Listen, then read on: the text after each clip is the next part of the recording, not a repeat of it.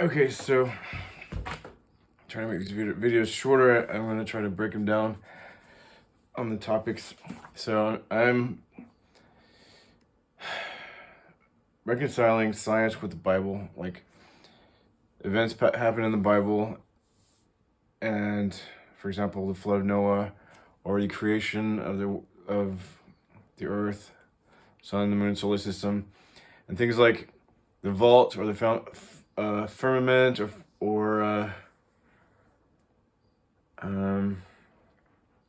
what's the other word for it? Vault, firmament, canopy of the earth. I think scientifically that must have been a ring, sort of like when you look at a rainbow from the earth, it's a bow, it's like a canopy over you or over the sky. And when you look at it from the sky, which I've been in aircraft and I've seen rainbows from above, it's a circle. So it's really what you're looking at is only half of the thing and of the rainbow. So anyway, that was another topic I did a very long video on and video. So this particular topic, I've been like thinking like, okay, but questions come up. Read the Bible and like questions come up and like sometimes there's not an answer given and one way or the other of something that happened. It just says this happened, like there was a tree of the knowledge of good and evil and the Garden of Eden and things that happened there. Those were in the Garden of Eden, and then they were cast out of the Garden of Eden, and then much later there was a flood, but to keep people out of the Garden of Eden, which apparently existed, and for all we know, it could still exist somewhere on Earth or under the earth, probably with the sediment layer under the earth, where where we have coal and oil. I just learned this, like, well, this is true, but I did check it out and it is true. So this guy is on this YouTube. During one brief period of geological history. Why is it so hard to find high value, man? What do you mean by that? Like, all I want is... Here's something weird. All the coal in the world was made at the same time. It was all made... Why is it so hard to find... Here's something weird. All the coal in the world was made at the same time. It was all made during one brief period of geological history. So that suggests that there was a global event that caused trees and organic material to settle. How would it settle? It would have to be in water, right? There would have to be like a global flood causing everything to settle. And like sediment, as it settles, like the heaviest stuff tends to go to the bottom and then the lighter stuff on top of it. And you can do that experiment with a cup of water and dirt, or a pitcher of water or whatever you want, and see for yourself how that works, how sediments are deposited and form different layers. And it doesn't take millions of years, as people want to tell us. It can take minutes, months, years, So, in the case of the flood of Noah, it rained for 40 days and 40 nights, and I forget how long, could look it up how long the flood waters were over the earth. I think it was like a year. I forget. But anyway, that's not the topic right now. The topic right now is when Adam and Eve were kicked out of the garden. So Adam and Eve sinned. They ate the fruit of the knowledge of good and evil. They fractured their relationship with God, and they couldn't benefit anymore from his blessings. And they especially couldn't eat from the tree of life, because now that they've broken their connection to the source of their relationship with God, source of all creation and God's love, now that they've broken that, they lost their innocence and started to die. Like, they were able to die after that. So because they broke their connection to God, their relationship with the Lord, and no longer had the continually renewing source of life from God, because they had a direct relationship with him up until that point. Even though he would make appearances and would disappear so they could have some alone time and such, And it may have been like, could have been 100 years they were together in the garden and talking with God in person. We don't know. It doesn't give it that time frame exactly, but it just says what happened. You know, as it was related to us, probably related to people all the way down till Noah. And then Noah recorded it. Noah also spent time directly with God, doing things like writing the Ten Commandments. Well, God wrote that, and he just took it from the Lord. Well, but he also did write things the Lord dictated to him, I believe, if I remember correctly. But, you know, I have forgotten more things about the Bible than most people have ever knew, because I grew up son of a pastor and a professor, and I've read and studied it myself multiple times, and like, I'm not like talking read, I study this stuff. It's like very interesting, and it's the Bible's an amazing book, and you can learn so much about humanity and history and creation and nature just by this book. And it's so many little things that you just kind of, if you read, you just kind of jump over. You don't like, if you don't like study it, you'll miss some really, you know, you'll miss some things. And you kind of need to study to really get everything out of it. I used to take notes. I had an electronic Bible when I was in the Navy flying for 10 hours a day. I would take notes, write things down, and like cross-reference things, and just learn as much as I could while I was like, you know, flying around the world to support our missions in, you know, in the Navy for the United States. So anyway, so Adam and Eve were kicked out of the garden. It says, then the Lord said, now these human beings have become like one of us and have the knowledge of what is good and what is bad. They must not be allowed to take the fruit of the tree that gives life, eat it, and live forever. Forever is kind of it really means just for an indeterminate time, with like, there's no set time limit, right? Just forever. And sometimes, oh yeah, I forgot. There's another topic I want to discuss, but I'll get to that. Sometimes forever just means for an indeterminate time. Sometimes it means forever and ever, like infinity. Sometimes it just means forever, because eventually this world, this universe, is going to be put away. But there's verses that say the earth will last forever, and there's verses that says it will be burned up. And that's another topic I'm going to get to. But first, today I have this one that I think is kind of cool. And this is 100% just my theory, and there's two parts of this verse I haven't addressed, of this passage that I haven't addressed. But I like to take science that we know, like in the universe we see planets with rings, so that tells us that probably the firmament was a ring around the earth, and it makes sense scientifically because I already went in the other video. So anyway, so the next verse says, so God sent them out of the Garden of Eden and made them cultivate the soil from which they had been formed. Then at the east side of the garden he put living creatures, which must have been the animals, put the animals out of the garden. It could have been an angel. People think that's an angel. So they kind of connect these two verses, which may not be correct. But that's why we study, right? To figure this stuff out. And we need things in context. Like I always say, I'm a mechanic, and you have all these parts to make a vehicle, a car, or whatever you're building. And you can say, well, rubber and gasoline don't go together, or metal and, well, my camper's also got wood, so, you know, those things don't go together, but they're all parts to make the whole thing that works together in their place in context, right? So like air is needed for the tires, it's also needed to make the engine run.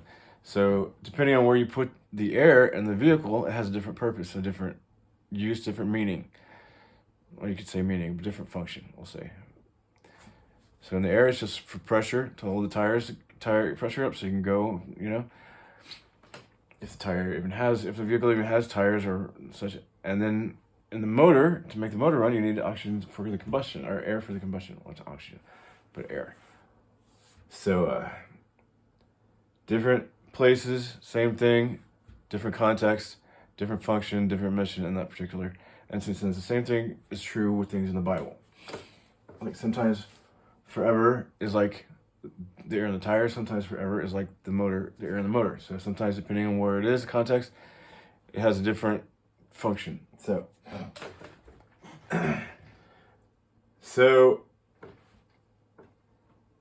and then, okay, and the flaming sword was turned in all directions. So this is the part which I found interesting. So I'm like thinking, okay, look, for archaeologists, there's got to be some place on the earth where the Garden of Eden was. Like, plants have fruit, and inside the fruit are seeds. And these seeds, when the flood happened, would have just gone floating around. Animals would have eaten, maybe fish would have eaten some of it. There's probably some on the ark, and the animals would have eaten also. So a lot of these seeds would have been floating around and settling somewhere in the earth, or the trees, the plants, whatever, and would grow later into new plants, like they do with the what's it called, the dove that went and found an olive branch. So they waited until everything started growing again before they left the ark. So they knew it was safe. So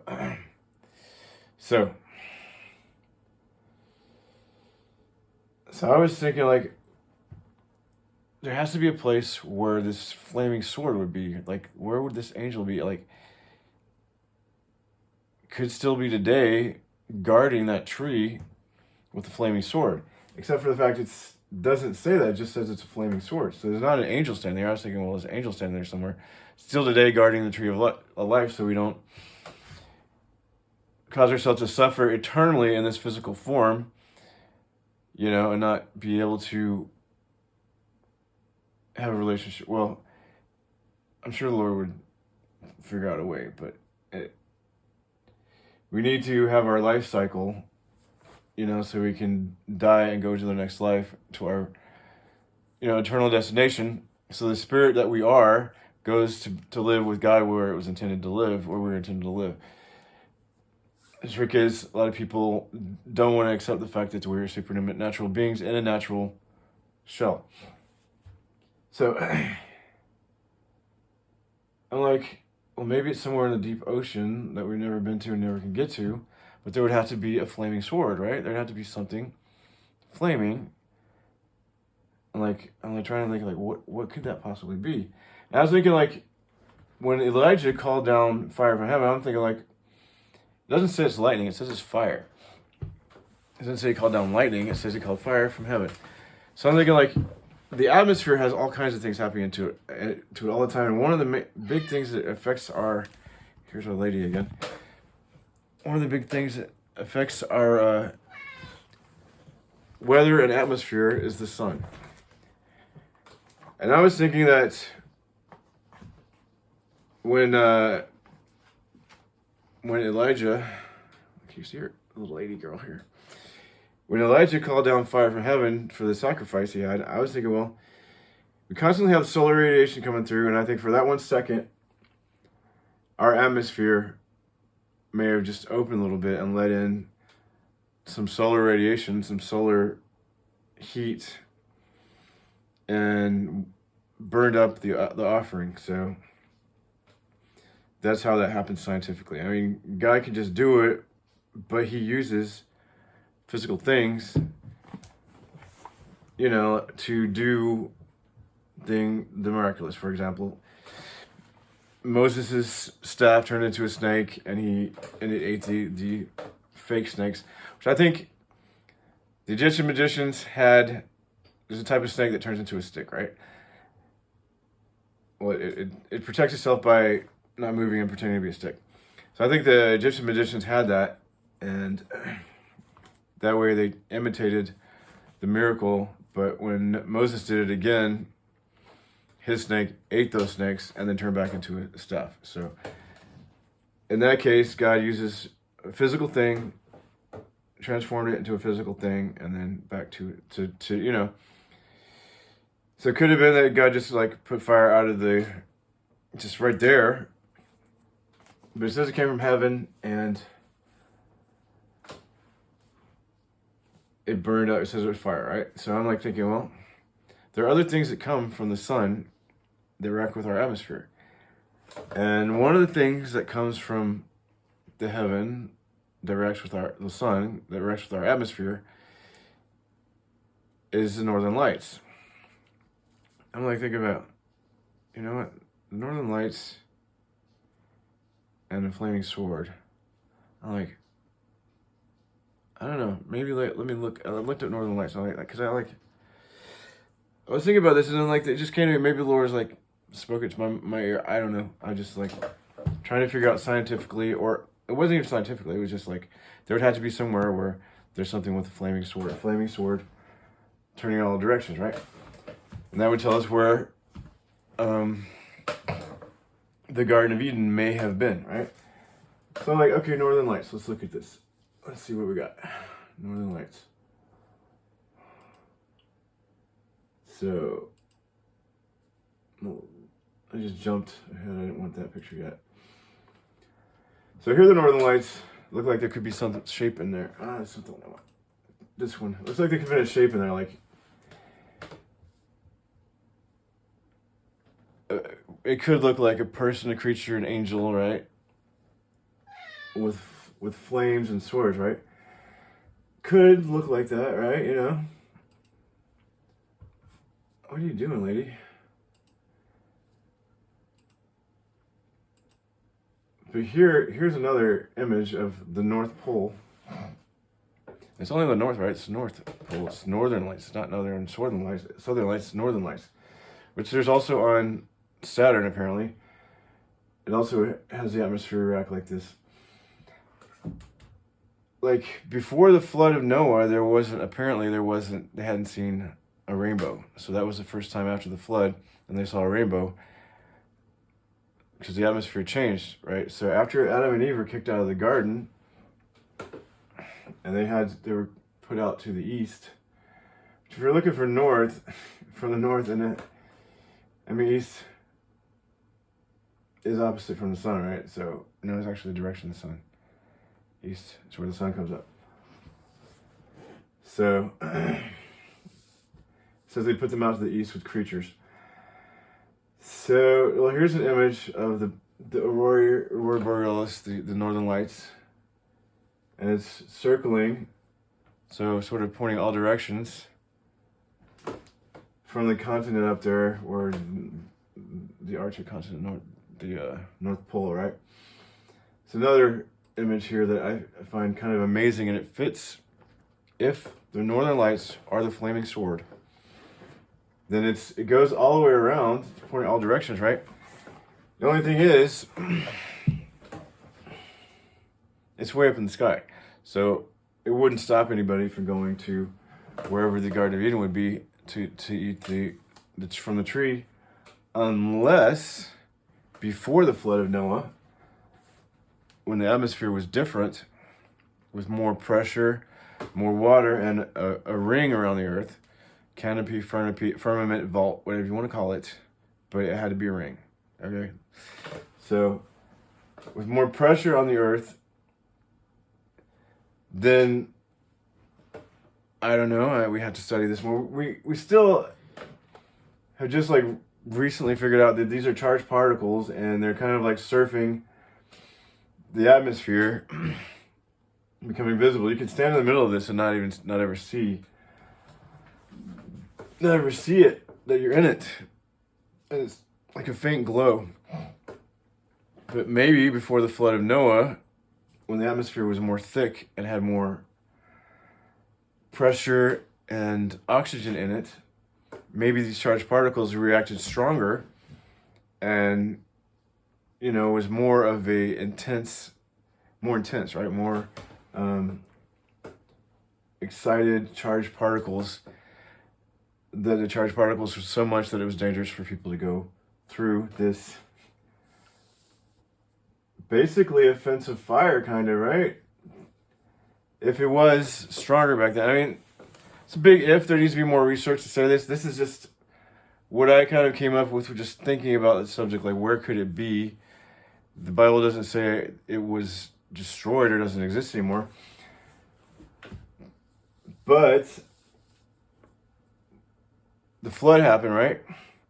And a lot of the plants were torn down, shuffled around, floated around, sank and settled, and became coal.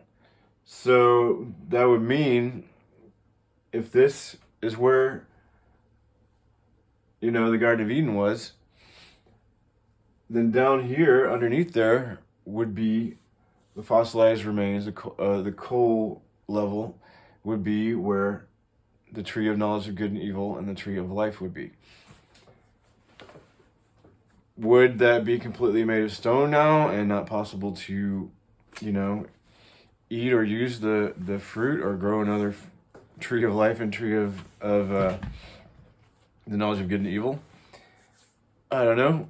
Probably wouldn't. It's not able,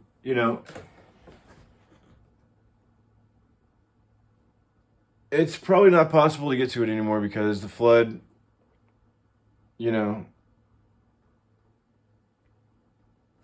changed the surface of the earth.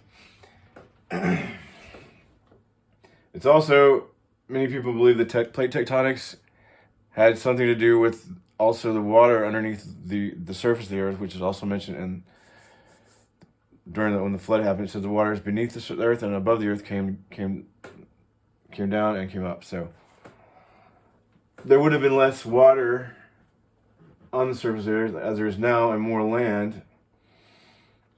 So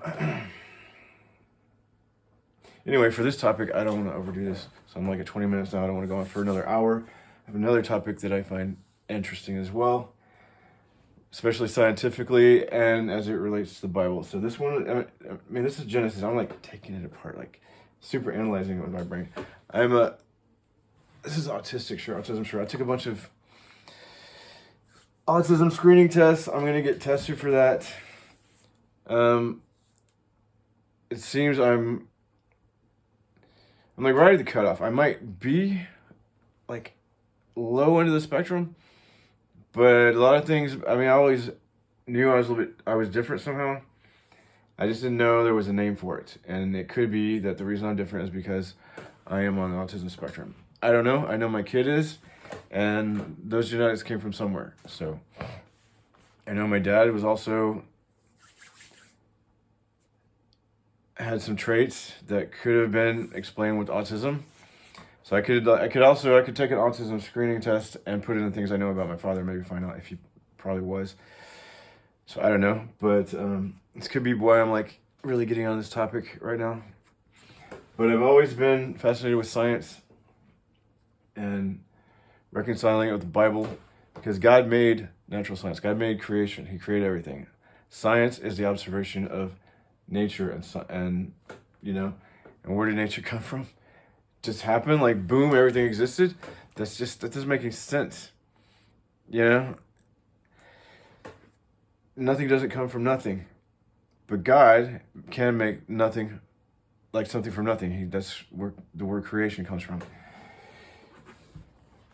So anyway, so that is this topic. Maybe the Garden of Eden used to be there somewhere under the North Pole. And the Aurora Borealis, maybe that is what is left of the flaming sword pointing all directions. It fits perfectly. I don't know, but it's like,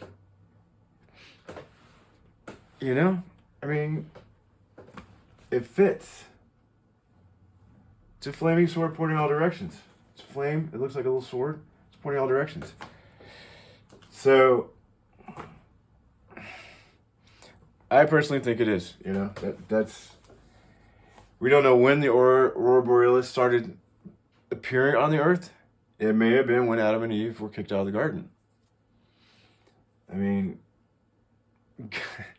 God made things happen when they happen, right?